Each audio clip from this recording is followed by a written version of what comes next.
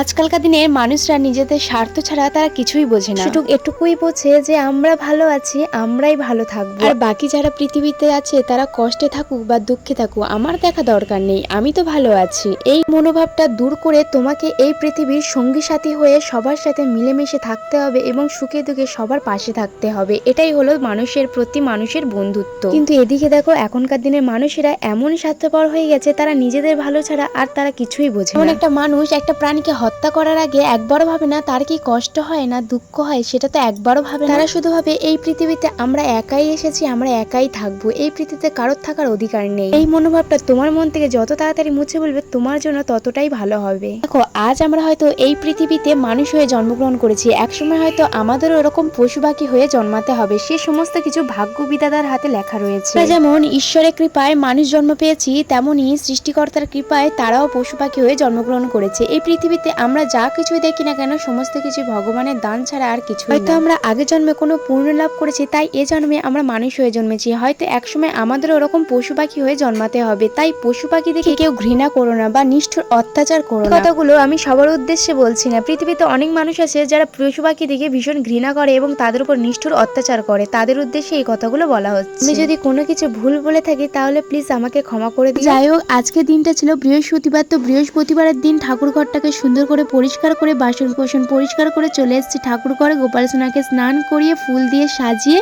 আজকের ভোগে দিয়েছি ফল। তো ফলের মধ্যে ছিল আম, শসা, কলা আর তার সাথে ছিল পেয়ারা। যাই হোক, আজকের মিনি ব্লগটা কেমন লেগেছে তোমরা কিন্তু অবশ্যই কমেন্ট করে জানিও। ভালো লাগলে একটা লাইক, কমেন্ট, শেয়ার ও চ্যানেলটাকে একটু সাবস্ক্রাইব করে দিও। তোমরা যারা এখনো পর্যন্ত আমার ইউটিউব চ্যানেলটাকে সাবস্ক্রাইব করোনি তারা ঝটপট গিয়ে সাবস্ক্রাইব করে দিয়ে এসো।